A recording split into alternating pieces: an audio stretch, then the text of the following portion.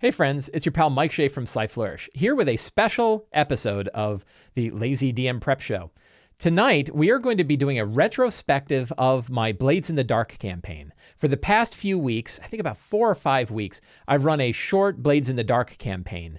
And I wanted to do a show where we talked about how the finale of that game went and give my general views and general thoughts about Blades in the Dark so that the whole series, the whole video series that's available on YouTube and the podcast that has been going out has a nice bookend. We have a session 0 where I was first getting ready to run Blades all the way through to I have finished running Blades and here's my thoughts and here's what happened.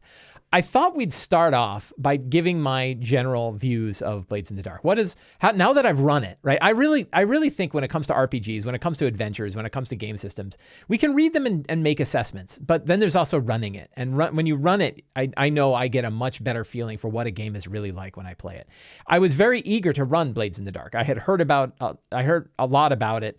I really thought that it was a good evolution of the sort of the general ideas behind like the Powered by the Apocalypse games.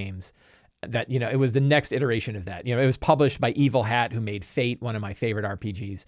So I was very eager to run it, and I'm very glad I did, and I enjoyed it a lot. The story, the way that it builds mechanics around the story, and the way that the roles continually turn and shift the story is really interesting. The idea of focusing an entire game around heists, I think, is also really strong, right? That idea of like the heist is a really powerful model. I talk about the heist as a quest model or an adventure model in D&D, and it's such a good one because it leaves so many options open for the players to get involved in the situation and change things. And that's why it's better than a lot of linear style quests that you might run in a game. So having an entire RPG that's focused around this style of play, I was immediately pulled to it because I'm like, I know that style works, right? And it did. And we had a lot of fun with it. I also think it was a surprisingly mechanically heavy game. And I would say probably too mechanically heavy for my comfort. It took even through 5 sessions and having players who bought the book, and all my players were into it and I was into it. We all had a good time. And I made my joke earlier when we were talking about it that Blades in the Dark says that you should play your character like you're driving a stolen car. And my addition is, and the GM can feel like they're in the trunk of that car getting banged around, right? And I felt a little like that. I felt like the story was always just outside of my hands, which is fine, right? Like I'm not a control-y DM who needs it, or GM who needs to have the control over the game, right? That's not my goal. It's never been my goal. It's not what I promote. But I never felt like I felt like I was always behind mechanically, right? I always felt like there were systems out there that I should know more about and should be able to drop into place for the things that were happening either during downtime or between sessions or during conversations that were sort of part of a heist, but not really part of a heist. There was a lot of there's so many different phases of the game and then things that occur during those phases. And I kind of got lost.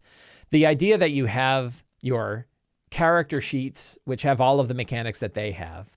You have your group sheet for your crew, and that has its own set of mechanics that you manage. And one of the players can manage that, right? Or the players together can sort of manage that. And then you have your hideout sheet, right? There's a whole how you are expanding your turf and your territory. There's so many different layers and so many different sorts of mechanics that sit upon those layers, way heavier than Fate, right? And I would say way heavier than a Powered by the Apocalypse game. And again, kind of heavier than I was comfortable with. And when I look at a game like this, I also say it's great. I'm glad it's there. I'm glad it exists. And it has a lot of really good features. I'm going to talk about some features that I think you can grab. They won't be big surprises, but ideas that we can grab from Blades in the Dark and drag into any of our RPGs really, but certainly into D&D, which is always my focus. And it's interesting when I look at a game like this because I would expect an independent RPG like this to be particularly friendly for new players to sit down and get involved and get playing and run a one shot. And I can't imagine really running a one shot with Blades. You can, and I suppose you could get there, but there's you got a lot of splaining to do, right? You got a lot of things that you need to describe, and you could probably just take the crew sheet and throw that out. And you could say we're not doing downtime. And we're going to, you start with the heist, you're going to start with the description of the heist. players are going to decide how to get in, and then you run the heist, and then you're done. I think you could do that. And certainly if you're an experienced GM, and ideally if you have players, or at least some players that know how to play, you could probably run a one-shot. But like, because it's got so many like systems and subsystems that are sitting inside of it, it seems like it would be hard to run it as a one-shot. So I'm not bagging on it. I like Blades in the Dark a lot. I found it to be pretty mechanically heavy. I had also heard criticism from others that like the world is really deep and you kind of really need to understand the entire world, and that's what sort of draws you in. And that's true. And I read a lot of the world. By the time, and I certainly didn't follow the advice of the book, which is, hey, read our 350-page book before you consider running this at all, right? And I'm like, I've got a lot of RPGs on my shelf, right, that I need to read. I got to read all of Wild Beyond the Witchlight right now. I got Numenera I got to get into. So like, I'm a busy guy. I don't really have time to read an entire book cover to cover in order to run a session, right? So I definitely skim read a lot of it. And by the end of the time, I had absorbed quite a bit. I certainly didn't get all the story. I decided I'm going to focus on one area of the world and focus on that. And I thought that there was a lot of interesting, certainly the background and the lore of the world is second to none. I did find that when it came to the heists themselves and some of the mechanics and some of the stories that were going on, it sort of took the kind of really cool dark fantasy and pushed it aside for like warehouses filled with crates, right? And I tried to draw more upon the story. I had lots of circumstance where there was like technology based on electroplasm stuff that was going on, so that it didn't just feel like a kind of a dark steampunk adventure, right? So I really liked it and I really enjoyed it. So so let's talk about the things that I think I learned from this that I can grab and throw right into a D&D game. And there's really two big ones that stand out. The first are progress clocks. And I've talked about progress clocks. I have a video on YouTube about how to use progress clocks in D&D. So this is not a surprise. And people have like kind of criticized, like, Blades in the Dark didn't invent the checklist, right? It didn't invent tick marks, right? Or skills that take more than one success to succeed. I get it, right? But it did kind of build a refinement of something that a lot of people have been struggling with, I think, with D&D, which is how do you handle complex situations in D&D? A lot of people aim towards skill challenges, like 4E style skill challenges. And as a guy who professionally wrote skill challenges, and as a guy who ran many, many skill challenges and wrote a lot about how to run skill challenges, I can tell you that the 4E model didn't work for me. And it didn't work for me for a few reasons. One, they were too rigid. Mostly they were too rigid in their approach. And it meant that like if anything happened that was sort of outside the bounds of the skill challenge, you didn't know how to handle it. And I think the Blades in the Dark progress clock is a much more flexible system that works well. And again, you can see the details of how the Blades in the Dark progress clock can work well in D&D in the video that I did on that. But it works really well. The other one is the idea of the flashback. And I really, again, you can drop this right into any RPG. It's a very simple idea. And again, it's not, I've heard like, oh, flashbacks are part of feng shui. I know it's not, not very little is completely new, right? So yeah, I know that flashbacks existed before, but this is the first time I saw them like wired into the game. And it's something that you can just kind of do, which is like when somebody makes a skill challenge or a skill check, sometimes when they make that skill check, that isn't for something they're doing right now. You can have them do retroactive skills for things they might have done earlier. So you could say like, oh, there's two guards guarding the front of this gate. And the bard is like, what if I had convinced one of these guards previously, and paid him off? And you're like, okay, well, cool. So let's go back. Let's jump back a few. And let's say 3 nights earlier, you ran into this guy into the bar and you wanted to convince him. You passed him some gold, but you also want to convince him, like, on this night, it's probably best if you take a hike, like, and you're like, okay. And you roll that check, right? And then he rolls a check. And let's say he succeeds. Then, you watch and then you go back to the present day and the guard wanders off, right? What if he fails, right? If he fails on the check, well, now the guard is like, keep an eye out. There's people coming, right? I took their money, but I'm actually a double agent, right? So there's interesting ways that you can use flashbacks, basically doing, going back in time, letting skill checks change things that occurred previously to change the environment of a situation. I think it's a really cool ability. My players liked it a lot and I liked it a lot. I thought it was a really cool thing to do. So those are two like little tricks from Blades in the Dark that are wired into Blades, but that we can take and we can drop into any of our RPGs and certainly drop them into D&D. So how did the final session actually go? It's a good question. I must admit it has been 2 weeks, more than 2 weeks since I ran the session. So it's a little fuzzy in my head. So at this point in the game, let's see, is this where, yeah, let me make sure this is the last, I'm pretty sure this is the last game that we did. So we actually ended up running 2 heists. So we ran the end of one heist and then did a whole other job in one session to kind of end it. And it worked well. And the general idea was that they managed to give Rorik a body. They decided to give him a spider. So the whole thing was that Rorik, the former head of the Crows, had been murdered and his head had been cut off and stuck in a vat, and it was still alive and sentient because it had been powered by weird occult stuff that the Dimmer sisters did. The characters recovered his head, so now they had the head of the head of the head of the former head of the Crows. And he said, hey, I'll give you a job. I want you to find me a body. The Dimmer sisters have a secret laboratory of weird stuff. I'd like to go there and get a body. So the characters went to a secret laboratory underneath the nightclub. They ended up blowing up most of the nightclub on their way in, which seems to happen a lot. Blowing things up seems to happen a lot in Blades in the Dark campaigns. They went down into the lab and they found this great big lab filled with different weird construct bodies. There was like a Doom-style cyber demon body. There was like a really sleek 9-foot-tall metal humanoid body. There was a weird squid, half mechanical, half organic squid body. Right. There was all these different things that they found down there. And he said, he said, well, I'll leave it to you guys. What do you think I should take? And they're like, spider, big spider. So he then went inside the spider and his eyes glowed. He looked a lot like the Matrix squid things, only like a big spider. He had weird blue eyes that glowed.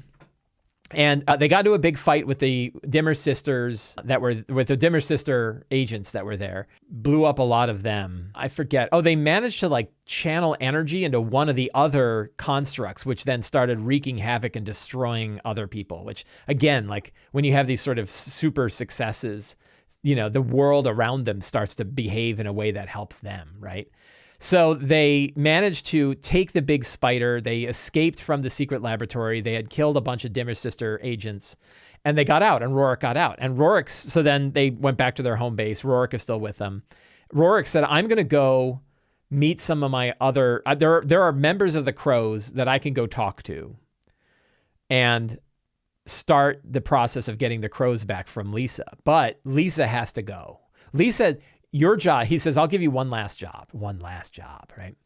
And the last job is they have to go and make sure Lisa is no longer a problem when it comes to the leadership of the Crows, which leaves it open to them. Do they kill her? Do they convince her? Do they tell her she can leave? I left it open and he left it open on what they needed to do with Lisa. It wasn't an assassination job. It could be, that's an easy way to handle it, but it could be convincing Lisa to go. And so then I built the situation for that. And the situation was that Lisa was sitting on a ship called the Night Hulk, a massive Leviathan hunter ship, one of these ships that goes and hunts these giant whale demons, right?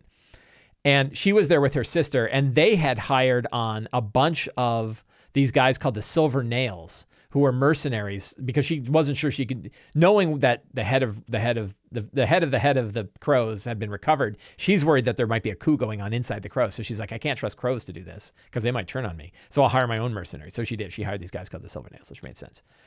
So the group then was on this new heist and they were deciding what they wanted to do. And one of the things that they wanted to do, one of them got like basically an electroplasm railgun thing, kind of built it up. And the others, they all, one neat thing is you can split the party pretty easily in this. So they had split the party up and they said a couple of us are going to steal on board. They did a couple of flashbacks where they had paid off some members of the Silver Nails so that they could get on board without too much trouble. They were kind of dancing between where we want to grab Lisa's sister, Laurette. We also would like to grab Lisa if we can and other things. And we might sink the ship while we're there. Because blowing things up is a common ending, if you didn't get that. Common process is blowing up the place that you're going to go do the heist.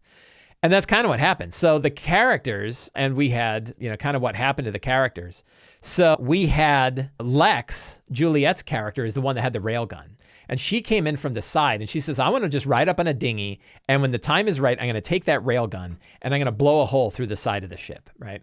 And the others all were kind of like converging in and going to grab people. And she did. She fired this railgun. She blew a hole and it worked fine. But then this weird raw electroplasm goop started flowing out of the thing. And like hands and faces are appearing in this stuff, right? Of these weird spirits.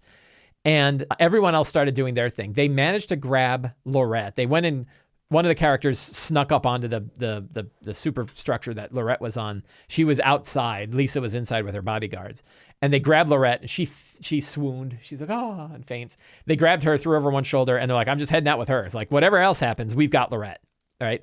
If we lose to Lisa or something else goes on, we have leverage and we're going to take it off the ship so we don't get it. So while the ship is starting to sink, everybody else is freaking out. Half of the crew leaves. A few of the Silver Nails stick around. And Lisa comes out with a couple of Silver Nails bodyguards. And a couple of the other characters, including Joe, the cutter, and Jay's spider, the kingmaker, both approached Lisa and said, we have your sister and we're going to work this out. And she's like, screw you guys. Like, I'm not going to stay here. And they kind of got into a fight. And I think she started like beating Cutter pretty bad, or beating Half Off pretty badly, right? And then all of a sudden, out of nowhere, Jay, the Kingmaker, has this like little gun inside of his sleeve, and he whips it out and he pulls the trigger and he rolls. I think he had to roll 3 dice and he got 2 6s, which is the equivalent of a crit. And it was like the last roll of the session, right? And we're like, yeah, he's like, zing, boom, and she's dead, right? She half her head disappears, and this main boss of this whole thing is gone. And so then like, okay, let's leave, right? So they kind of pick everybody up and leave. And Lex, I forget what she was trying to do. She was going to try to draw something out of the weird electroplasm stuff, and she failed miserably. She rolled like 3 dice and didn't get higher than like a 3. And she fell into it and disappeared. And next thing you know, like, Lex has disappeared into another dimension, another world. She just disappears into it. And that was like the end of her character. She's like, oh. And the player was like, whoa, right? She was like, because it's final session. So she's like, that's cool. And so they went back to their hideout. They found out that Rorik in his new spider body was going to become the 10,000-year-old leader of the crows, and that was going to work really well. And they are, they'll be on retainer, right? That our Gru, their gray Enjimas will be there on their payroll, not on their payroll, but on their retainer. They'll be on their retainer for future, right? And so that'll work. And then I said, then there's a knock at the door, and Lex shows up, and I'm like, Juliet, what does Lex tell me about that? And she's like, Lex comes in, and she's just, oily black from top to bottom, but from the shape you can see that it's Lex, and she just slowly walks into the room. And that was where we ended the game, right? The whole session. And it was like, what? Right? So this idea that like Lex was taken to the other side and then returns, I thought it was really cool. Calicverse says, do you feel like your players wanted to keep going with the game, or were they content? They were, can I choose both? I think they would have been happy to continue the game. And it's possibly they were happier to continue the game than I was. I was ready to move on. I was ready to move to Numenera, and that's what we ended up doing. But so they were happy. I think they would have been happy doing it again. Everybody seemed to be enjoying their characters. Everybody liked the mechanics. You get to do a lot of stuff, and I think that was really cool. They were happy to kind of dig into the thing. Like, we would try to figure out, like, well, how does healing work exactly? Like, healing between sessions sort of has its own thing, right? You have to kind of engage your vices in order to do that kind of stuff. So there was definitely, they would have been happy to continue to play. And I could have gone a couple, but like, I also want to do some other things, right? My goal was to try a couple of different independent games before we start jumping back to D&D.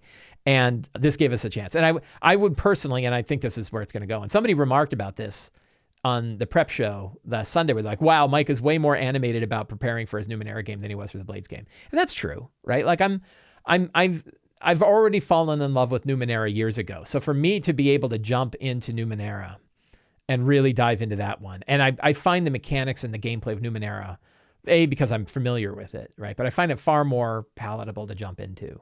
So we'll see. I think in the end, it'd be interesting to talk to my players and say like, hey, which have you enjoyed more, right? But the story of Numenera to me is so much bigger and wider in scope and so much more colorful. You can see from the art that I've been using for this how more colorful Numenera is, right? And I kind of want that. Like, part of it is the atmosphere. I don't mind like the grim, dark, kind of cool, dark fantasy heist thing. But I can only take so much of that. And then I want to do more optimistic, kind of bright, beautiful, and colorful system. When will I be running another 5e game? Well, I am running another 5e game every Wednesday night. So I run 5e continually. When will I do it with the Sunday group? Good question. I don't know, right? I'm not sure.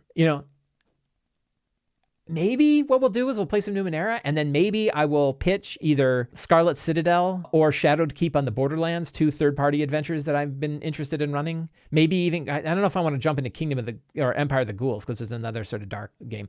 That would be a fun one too. Empire of the Ghouls by Kobold Press, Scarlet Citadel by Kobold Press, or Shadowed Keep in the Borderlands, if we really want to do like an old school style thing. I would lean probably towards Scarlet Citadel of all of those. I think it would be a really interesting. It is a big dungeon delve.